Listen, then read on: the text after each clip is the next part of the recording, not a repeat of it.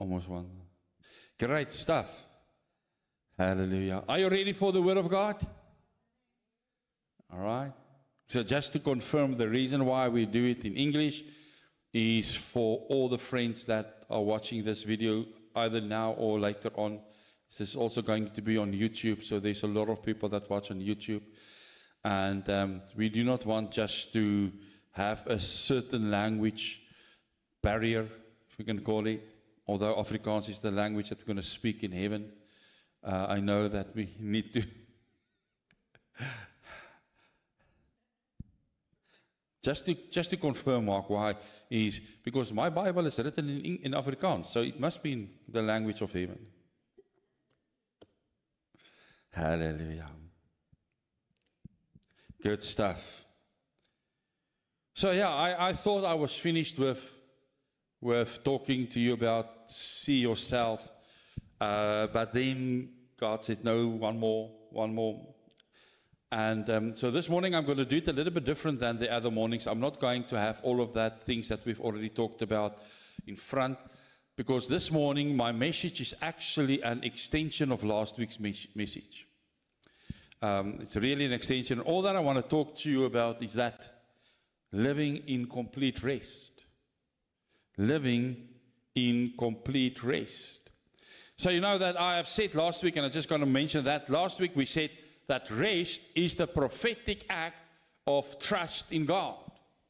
So if I can make a secondary heading to my message secondary heading will be, you can trust God.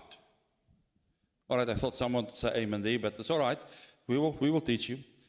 You can trust God. I know sometimes that is the most difficult thing to do. Specifically, sorry if I use you quickly, specifically if you see your son of 19 years struggling, having epileptic fits, and after epileptic fits he became totally disabled, if I can call it, like you can't eat, can't do anything, and then to look at that and see what the son have to go through, and to listen to what he told me about what he went through,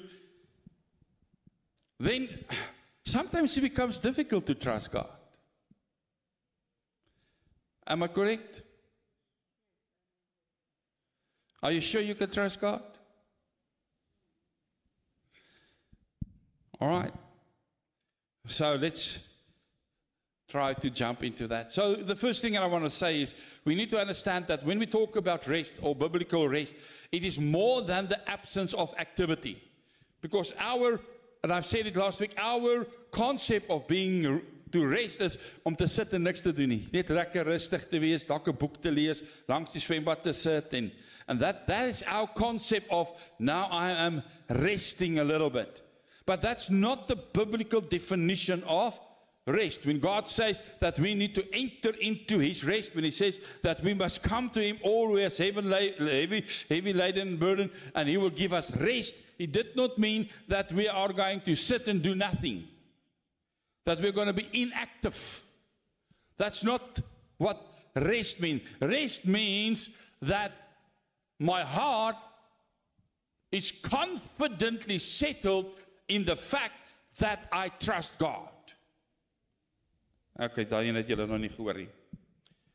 So let me try to say it in Afrikaans. Rus is dat my hart totaal en al verseker is en rustig is om God te vertrou. That's what rest is. Trusting God with my full heart, trusting God with everything that I have in it. And in Scripture, we see a lot of beautiful words that they use for this reality. In the Hebrew language, we have the word nuach, and we have the word menucha, that speaks of settlement, or settledness and repose. All right. Settledness beteken, ek is rustig, my heart is gesettled. While Shabbat points to, listen, I love this. It points to ceasing in order to delight in God's sufficiency. All right, so wat beteken dit in Afrikaans? So let me try to explain that for the people that is more in Afrikaans. Shabbat means that I sit back, in a sense, not being inactive, but I'm sitting back, and all that I'm doing, I delight myself to see how God provides in everything. I don't have to worry. And remember, I've said to you last week, Hakuna Matata. No more worries. For the cross is empty and the tomb is empty. I don't have to worry. Because He said it is finished. It's done. All right? So the Shabbat that people talks about, it's not about having a day of doing nothing. Shabbat is having moment after moment after moment in the presence of God, where I do not have to worry, and where my heart is settled on the fact that I can trust in His sufficiency. Although everything around me is falling apart, then there's the verb batach, and the verb aman. And that means to rely. Listen, to lean one's weight upon, to be made firm. Then in the Greek language, we have two words that's called anaposis and kataposis. And that refers to the rest of, the rest of God, of God's rest that He offered to people. And then we have the words pistio and patheo, which means to believe and be persuaded to entrust yourself. God said, I believe. God said, it is done. All right? Until we see, but nothing is happening. God said, I wonder why it's not happening. God said, I wonder if it's ever will be done. Come on. Because we allow doubt to climb so easily into our heart. Because we physically want to see things happen now. And if it does not happen now, we cannot come to the point where I believe and I persuaded myself to keep on trusting God. That's what faith means. Faith means to persuade yourself to keep on trusting and never stop trusting God, although it seems that all your circumstances have stopped. Nothing works out anymore. I still trust God. I still trust God.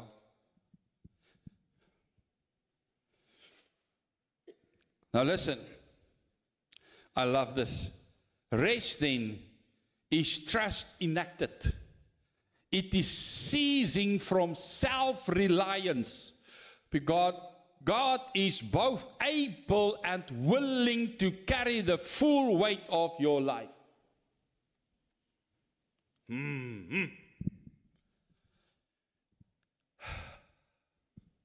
Ons grootste probleem baie keer is that self-reliance. I can do it myself, man. I can go to the bank manager and get a loan. Come on, I'm not going to wait for God to provide. Self-reliance. And to come to a point where you cease to rely on yourself. Quite a few years ago, when we started our journey that we are on now, I had to face that because I had a, let's call it always a backup plan. I had someone that I know that doesn't matter what happens, if I can go to that person, they will always help me. And then God said to me, I need to release that person and tell that person, I'm not going to ask help anymore. Because that person is not my source. He is my source. So I had to come to a point where I cease on self-reliance. where I said, but I'm not going to even try to fix things anymore.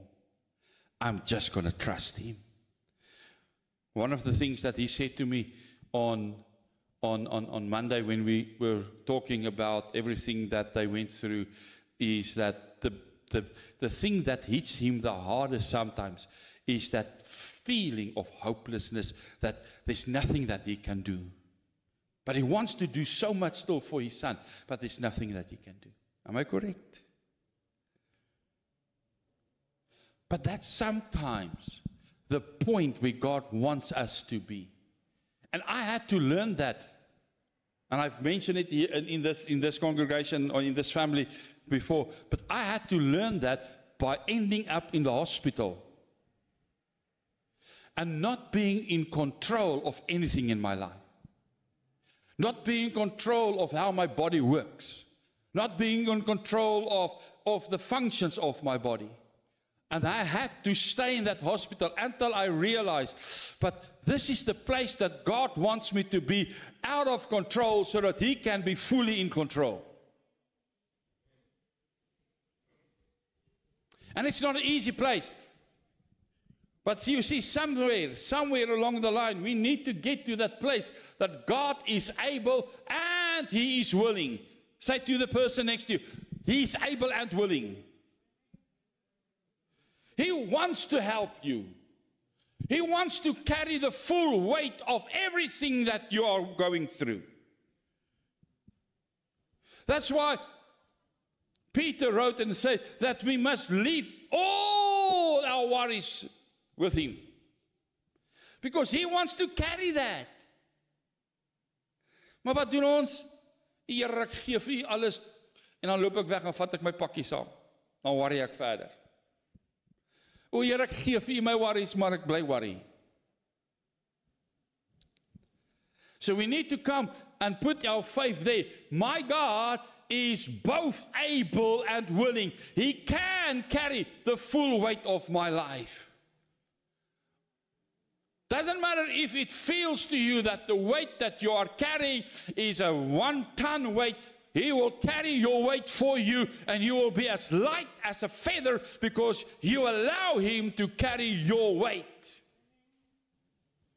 And I want to say that the same to you, Patty. When you are there in Australia and it feels like everything is coming on you and you are longing to the people here in South Africa, and you're missing your husband, and yes, it's good and well to talk to him on WhatsApp or whatever, but it's not the same. And you start to feel that it becomes too much. Then understand, He is able and He's willing. He wants to carry that weight. He doesn't want you to carry that weight.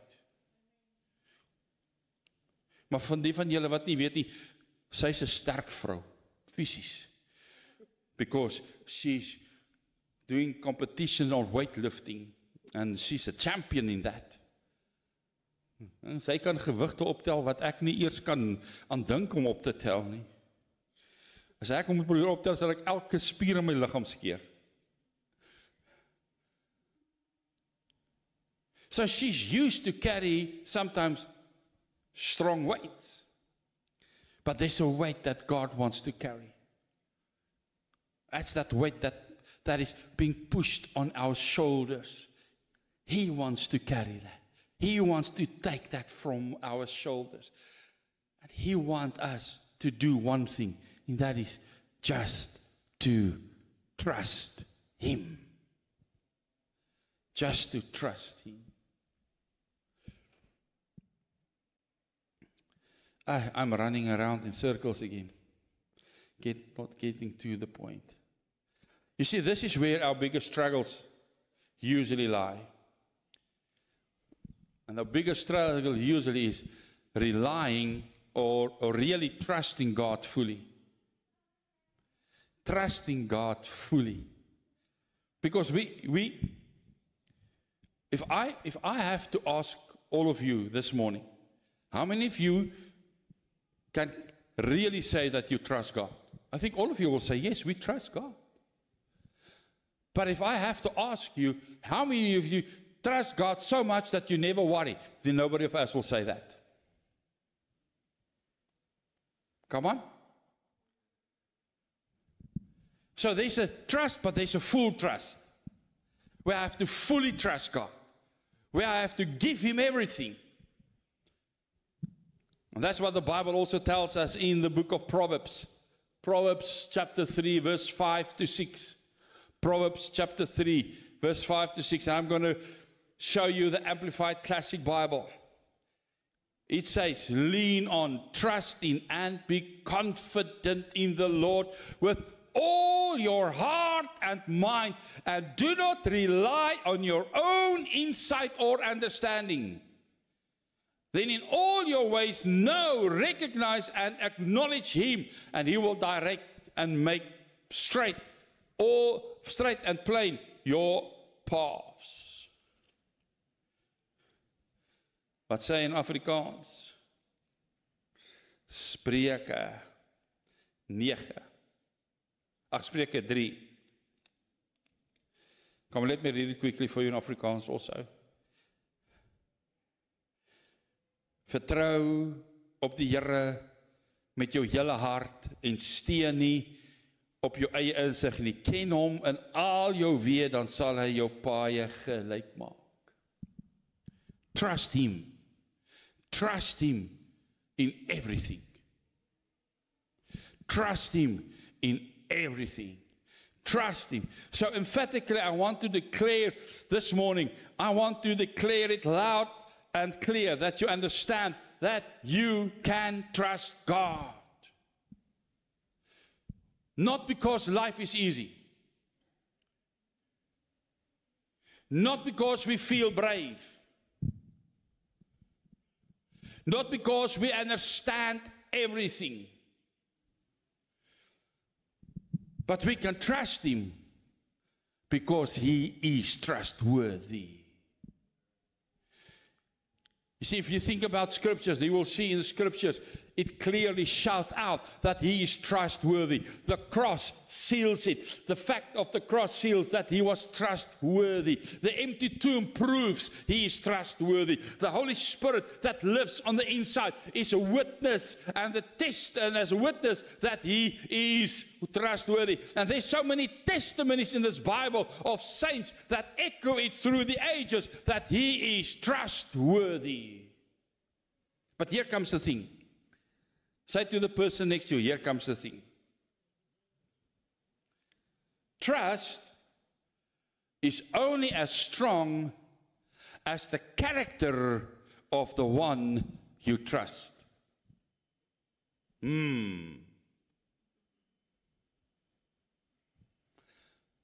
wil jy moet weer hoor. Jou vertroue in die Here is net so sterk soos wat jy vertroue het in sy karakter. Not in what He do or don't do, but in His character.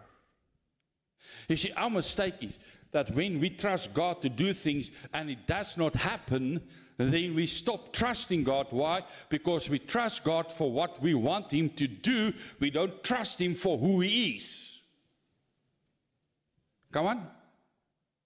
So my trust must not be in what I want Him to do for me. My trust must be in what I know He is. And who I know He is. Come on. So that's why we need to understand that we rest, or then trust. We rest because of God, of who God is, and because of what He has already done and promised to do. That's when we start to rest. Not because of anything else. So God always reveals His character by His names.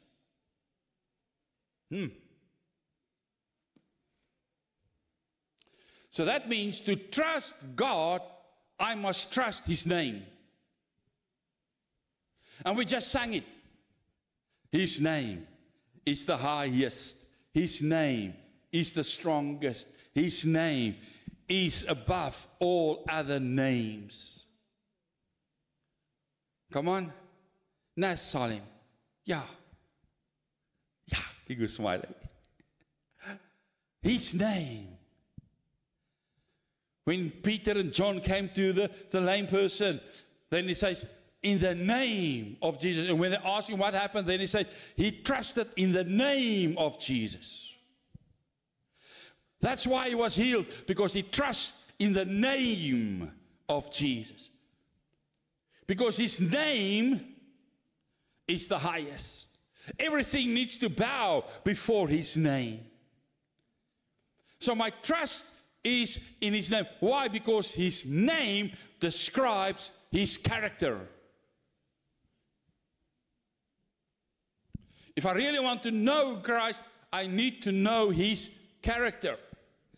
And if I really want to know his character, I need to know his name. So that means that to trust God, as I said, is to trust his name. And in the Psalms, we find it that rest and trust is directly tied to God's name and God's character. For instance, in Psalm 9 verse 10, in Psalms 9 verse 10, the English translation will say, those who know your name put their trust in you. But I want to show you the Amplified Classic Bible. Because it will say, and they who know your name, listen, who have experience and acquaintance with your mercy, will lean on and confidently put their trust in you. For you, Lord, have not forsaken those who seek, inquire of, and for you, or the authority of God's word and the right of their necessity.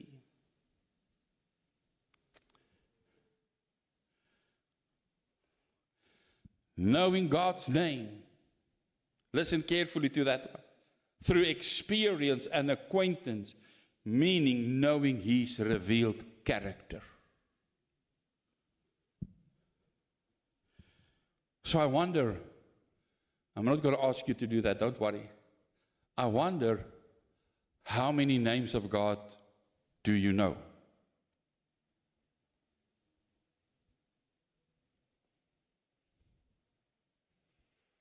How many names of God do we really know? So what do we really know about his character? I'm not going to talk about the names of God. I'm just asking you the question. I'm just asking you the question. Let me just use one example. Isaiah chapter 9, where it says that, en hy word genoem, wonderbaar, raadsman, sterke God, ewige Vader, Vredevors. 5 names. How well do you know him as wonderful? How well do you know him as counselor? How well do you know him as eternal Father? How well do you know him as the Prince of Peace? Come on. And I'm not talking about head knowledge. I'm talking about an experiential knowledge of him, having experienced him as merciful, having experienced him as wonderful.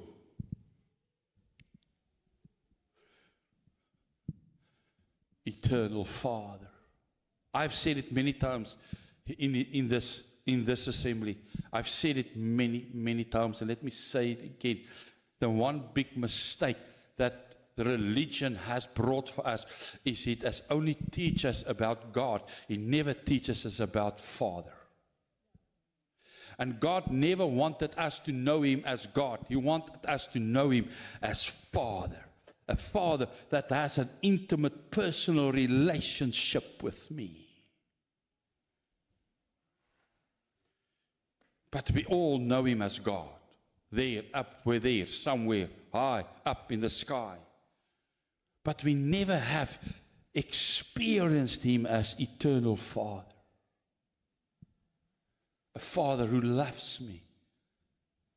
Hy is lief vir my. I hope you can see why all those songs were there. That's my King. He loves me. I know that one was a little bit difficult to see. So how well do we really know the names of God?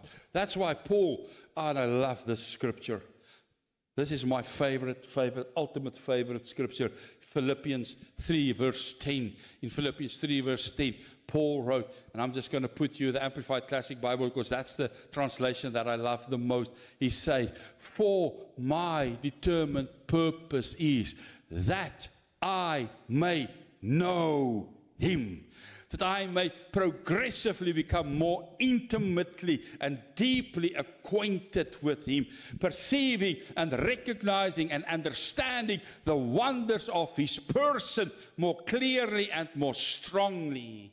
And that in that same way, what way? Progressively, more deeply and intimately. And that same way that I come to know the power outflowing from his resurrection, which he exerts over us as believers. Paul had one thing in mind. He said, if there's a determined purpose in my heart is, I want to know him. Not just as God, not just as creator. I want to know him personally. I want to know him intimately, because the more I get to know him, the easier for me it gets to trust him.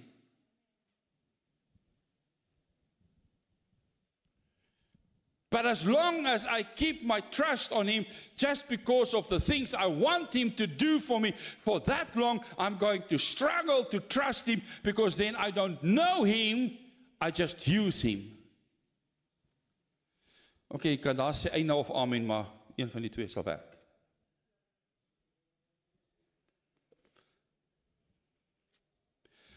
My determined purpose, I want to know him.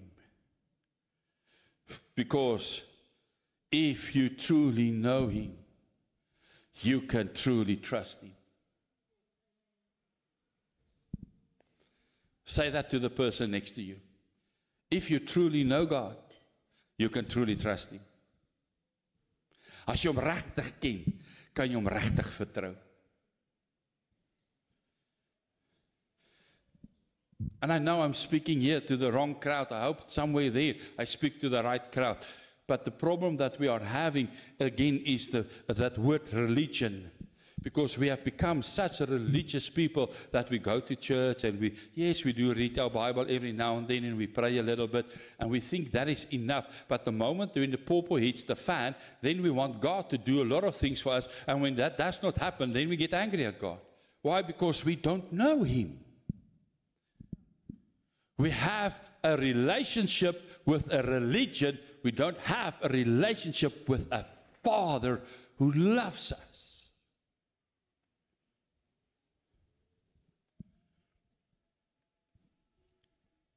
And that's why we are not seen, we don't see ourselves as a church. We see ourselves as a family, because we are part of God's family. He is our Father. He is our ultimate Father. And we want to have a relationship with him intimately. And that's the reason why we exist, is to have an intimate relationship with him. But in order to have that intimate relationship with him, we need to start to have an intimate relationship with each other also. Because the one and the other can't be separate. The cross has two sides. One, relationship between top and bottom. The other one, relationship horizontal, that's here on this plane, where we have to have a relationship with each other, so that that relationship can always be the right relationship.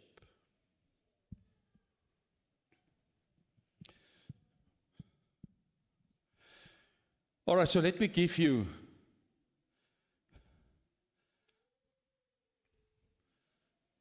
two reasons. I'm just going to give you two reasons why you can trust God. Is that fine? Just two reasons. So the first reason why you can trust God is because he is unchanging and faithful. He is unchanging and faithful.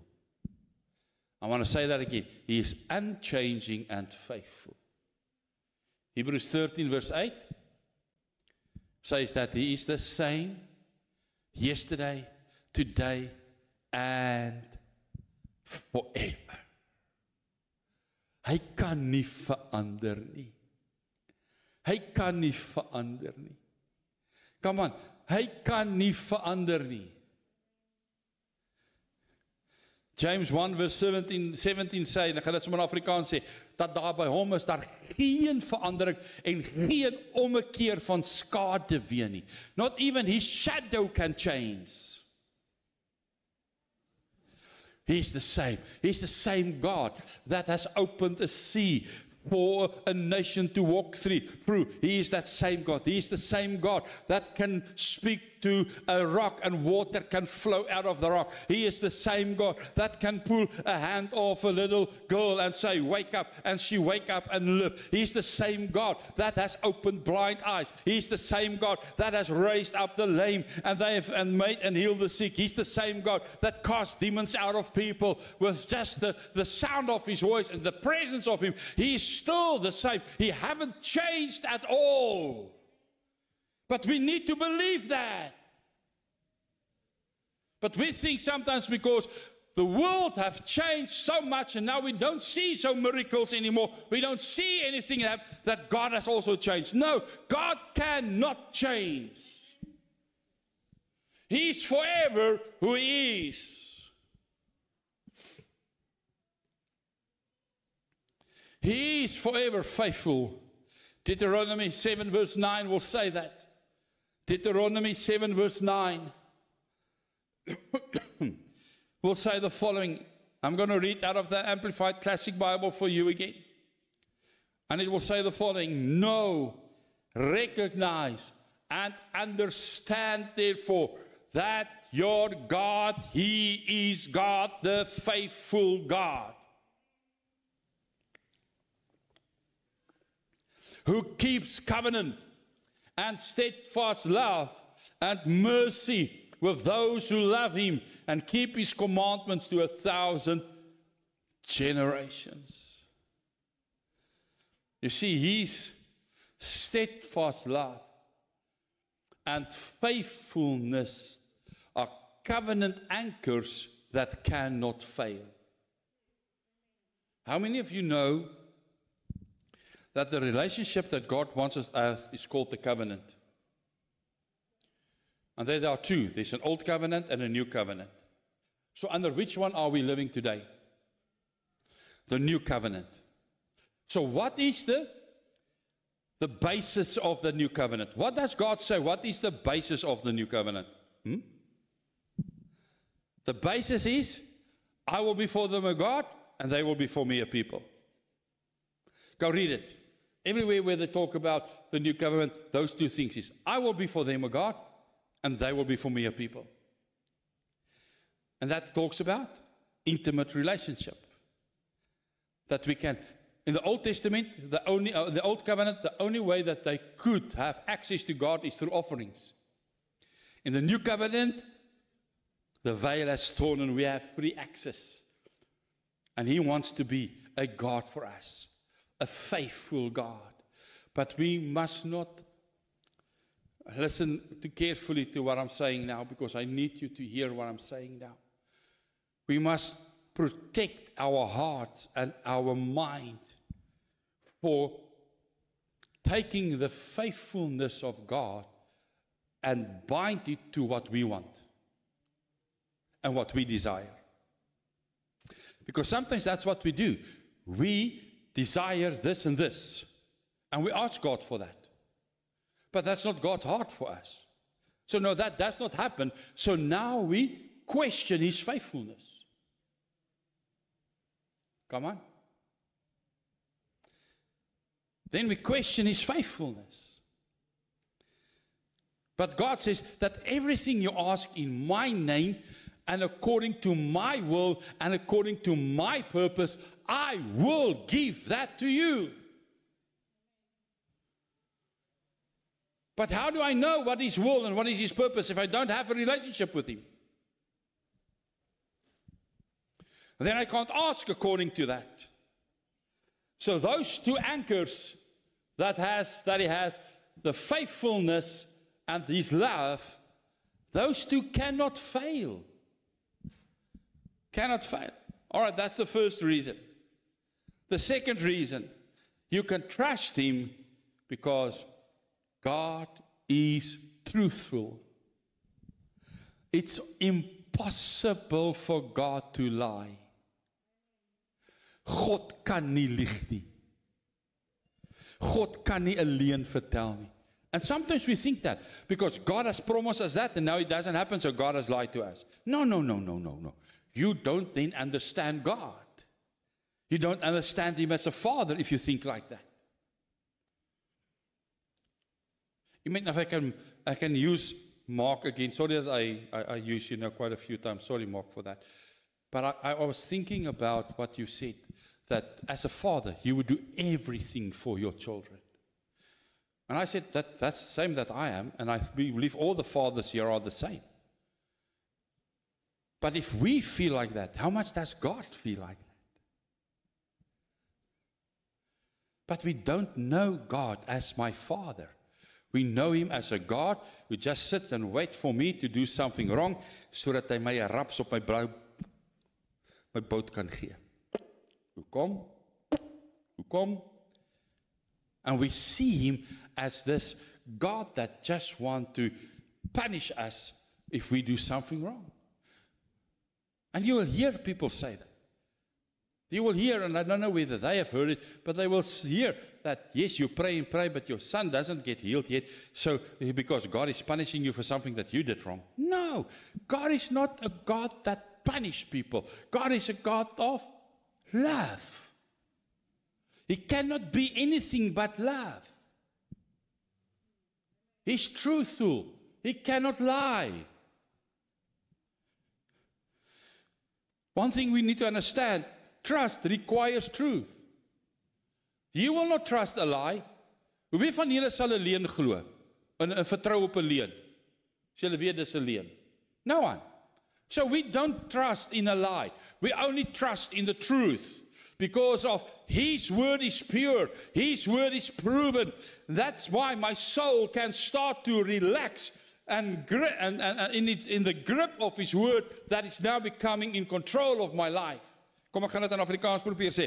As ek regtig verstaan en regtig glo dat sy woord is die waarheid, dan kan my siel, my binneste, I can start to rest on the inside. Why? Want ek weet dat sy woord sal my omstandighede vat en hulle sal my omstandighede vir my beheer.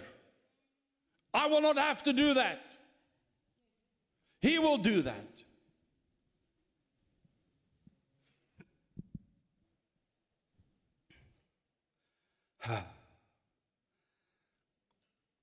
When we lean our full weight on him, listen carefully to what I'm saying there.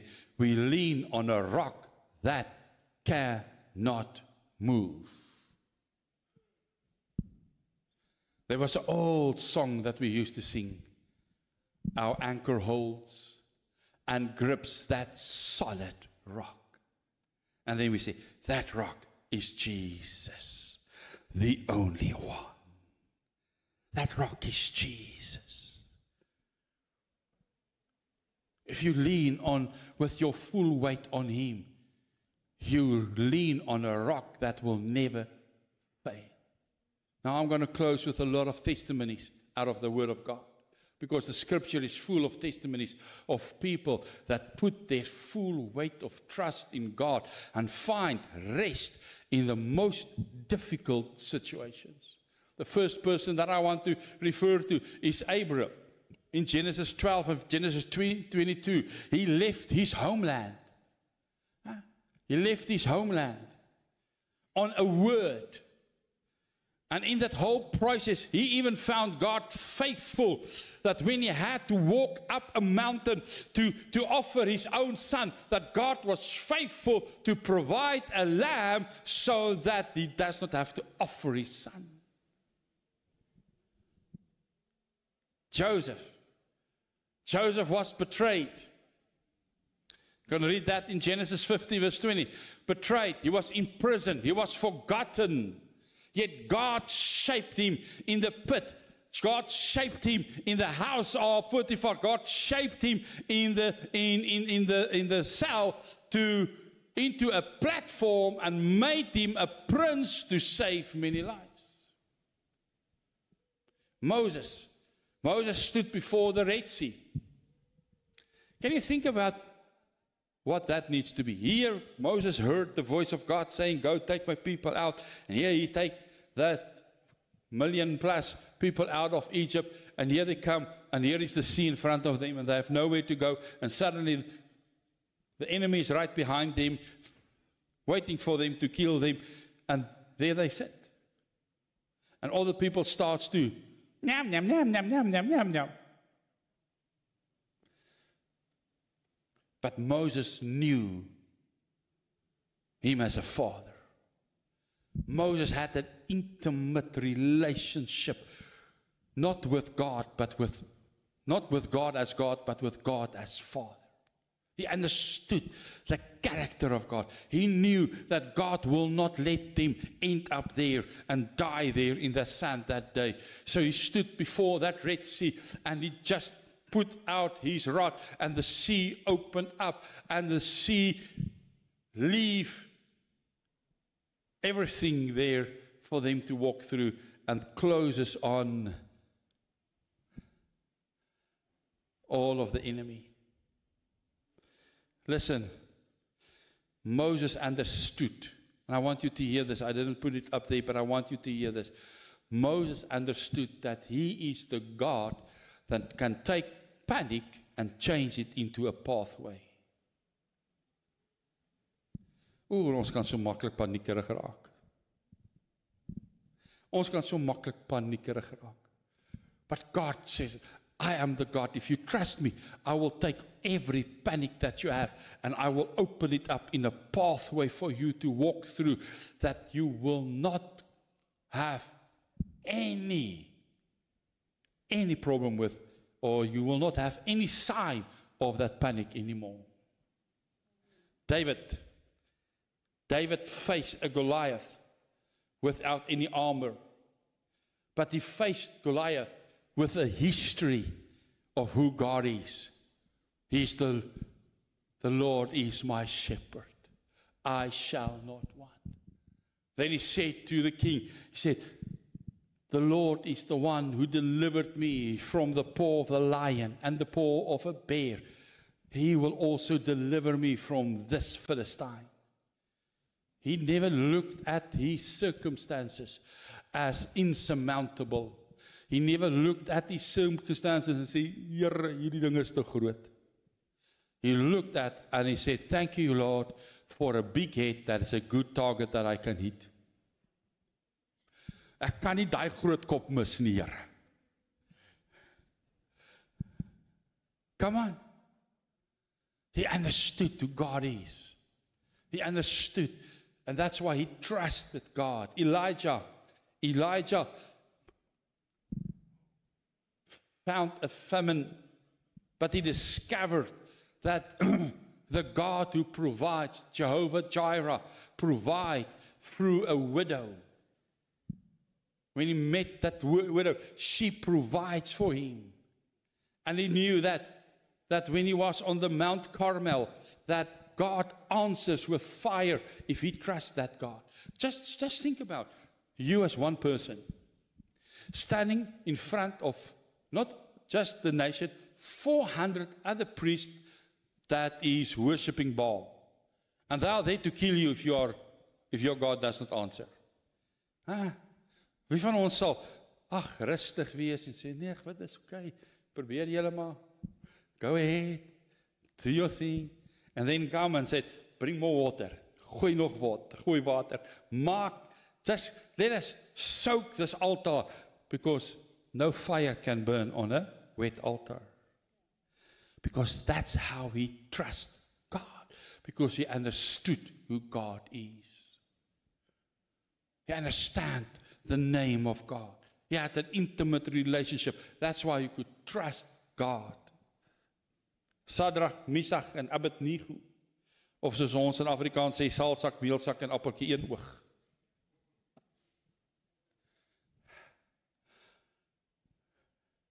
I can barely imagine myself sitting there in front of this thousands and thousands of people, and then when the trumpet blows, everybody needs to bow down before this image of Nebuchadnezzar, and here the three says, no. And then they heat up the furnace 7 times. Not one time. They heat it up 7 times. And they say, even if God does not deliver us, we will not bow before an idol. Why? Because we know who He is. They knew, I believe that. They knew that when they looked in that furnace, that the Son was already there. The 4th person was already there. Because if you're going to read your Bible, it will say that the people that hold them, they burn to death. So now they are free. They can run if they want to. But then the Bible says, and they jumped into the fire. Why do they jump into the fire? Because I believe they already saw Jesus there in the fire with them. And then Nebuchadnezzar said, but didn't we put in 3 people? Now there are 4, and the 4th one looks like the Son of God.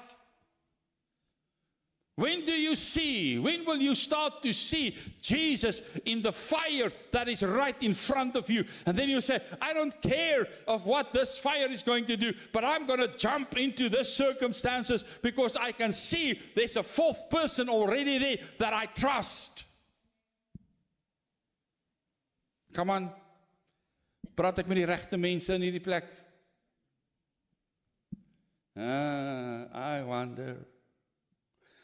Daniel, not that one, the one in the Bible. Daniel, he was not scared of lions. He didn't care if they throw him in a lion den. Because the Bible said, and this is so important to hear, that every day he prayed 3 times a day. But when he was thrown into the lion's den, he never prayed. He never once asked, God, please, now you need to protect me. He never once said, lion, in the name of Jesus Christ, you stay away. You stay away. Lion, stay away. Lion, sit. Sit, lion, sit. He never said that. He never even prayed to God. Why? Because his relationship that he had before the lion den took him through the lion den. Ek bly iemand het gehoor wat ek sê. His relationship that he had, his trust that he had in God. I said, I don't care about lions. It's right, King, throw me in. I don't care. Because I know my God. And then the King Darius said, before they throw him, he said, I hope that your God will be able to protect you. I think Daniel just smiled and thumbs up. Don't worry. Hakuna Matata. What a wonderful phrase. Hakuna Matata. No worries for lion mouths. And the next morning when the king arrives there, the first thing he calls out, Daniel, was your God able to protect you? Yes, he was. Here I am still. And then the Bible says when they throw those people in that was against Daniel, before they even hit the bottom of that den, of that pit, the bones were already broken by the lions, starting to eat them. They were not even hitting the bottom of that, and then the lions already enjoyed a meal. But when Daniel was put in there, the big male lion immediately tell all the lions, listen, we can't touch him. We are all fasting this night. We will wait till morning when new meat arrives. We will not take this Jewish meat. Come on. Come on. Do you know who Jehoshaphat is? Jehoshaphat in 2 Chronicles 20, he was surrounded by 3 kings, 3 nations, totally surrounded. There was no way out.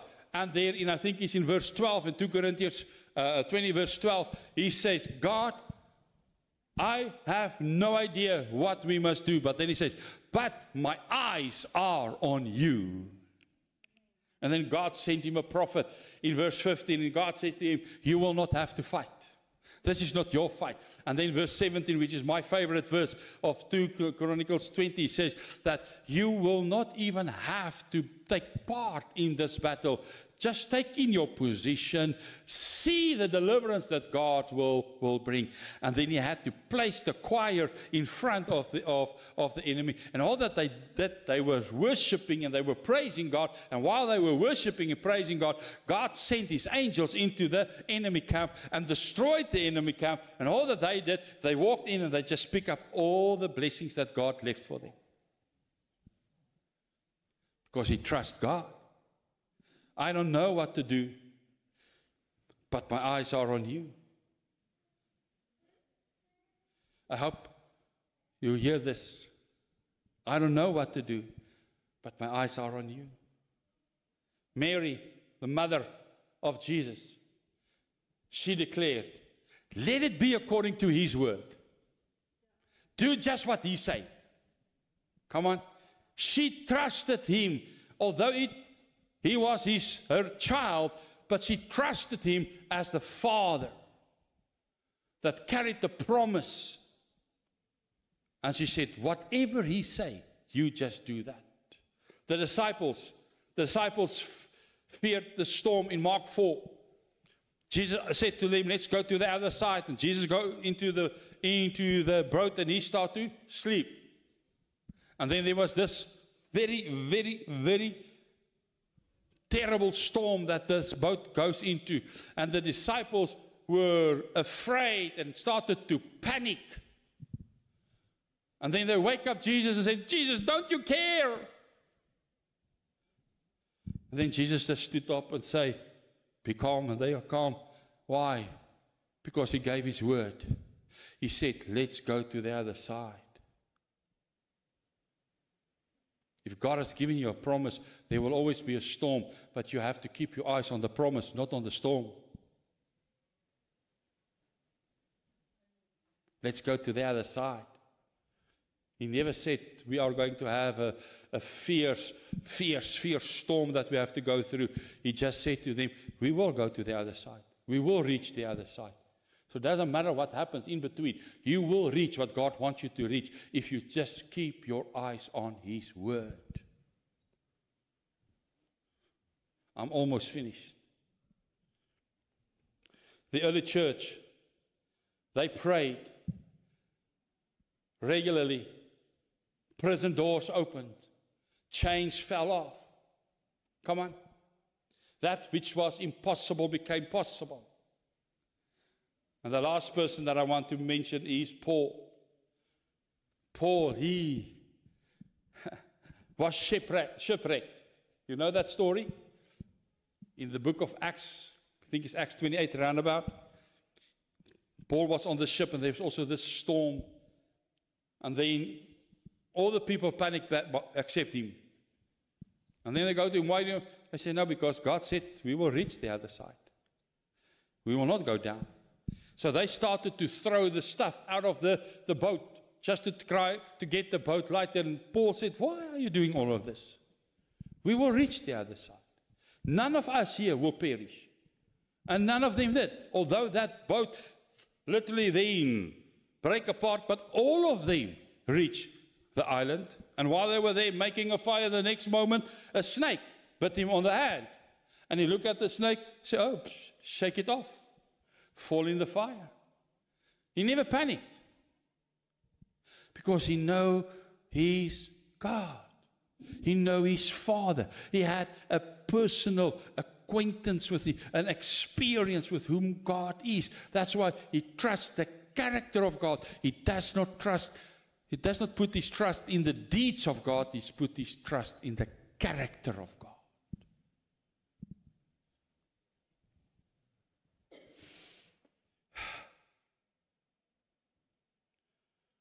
So listen to the last few statements. You can trust God because his character is perfectly trustworthy. He is faithful. He is true. He is wise. He is good. He is sovereign. He is holy. He is love. And He is unchanging. You can trust Him because His track record is flawless. From creation's order to redemption's triumph on the cross and resurrection, there was not one time that He failed. You can trust Him because His promises are sure. Not one word has ever failed, or all He has ever spoken. Not one word has ever failed. You can trust Him because He gave His Son for us. The ultimate guarantee of His heart towards us. You can read that in Romans 8:32. You can trust Him because His Spirit lives within you as the seal and the pledge of His love for you. You can trust Him because He knows you completely and cares for you personally. He even numbers the hair that you have, attending all your needs even before you ask.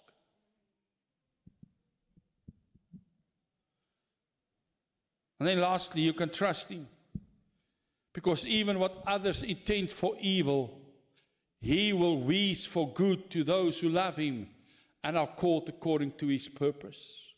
Romans 8:28. All things will work to good. God will work out all things for good for those who love Him and who are called according to His purpose. Not for those who are just religious. Sorry for saying that. No, I'm not sorry for saying that. I need to have an intimate, personal relationship with Him.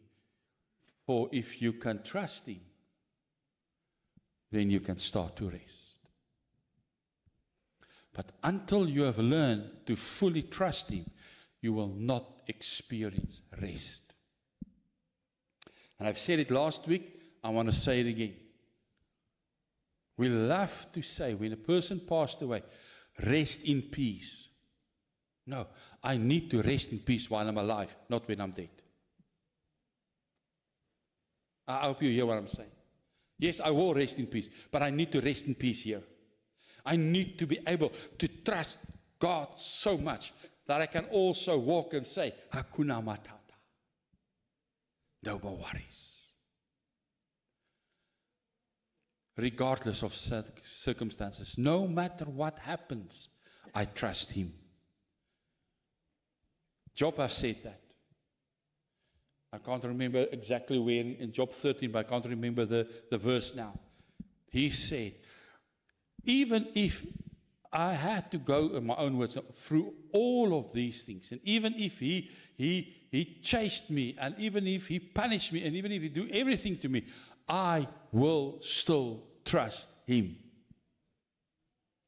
Habakkuk says that even if there are no fruit on the fruit trees, there's not even a harvest on the land, there are no sheep, there are no cattle, there's nothing, still I will worship Him, still I will praise Him, still I will trust Him. Because I know, regardless of my circumstances, if I can trust, I can rest.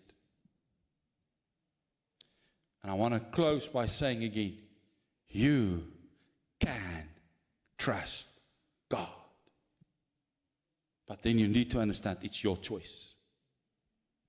It's your choice. Let's stand before God.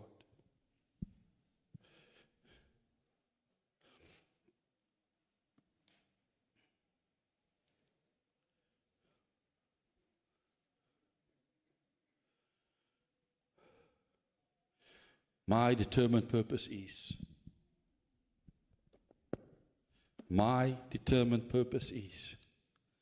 that I want to know Him, that I want to progressively become more intimately acquainted with Him, understanding and perceiving and recognizing the wonders of His person more clearly and more deeply. That's my determined purpose. Because the more I can know Him, the more I can trust Him. I hope you hear that. The more I can know Him, the more I can trust Him. So I'm not going to do a long ending. I'm just going to ask you if you want to. If you don't want to, if you don't feel comfortable doing that, it's fine. God knows your heart. And that's the most important thing. He knows your heart. So if there are some of you that would admit with me this morning that, Father, sometimes I thought I trust you, but I understand now I actually didn't really trust you because I worried too much about things.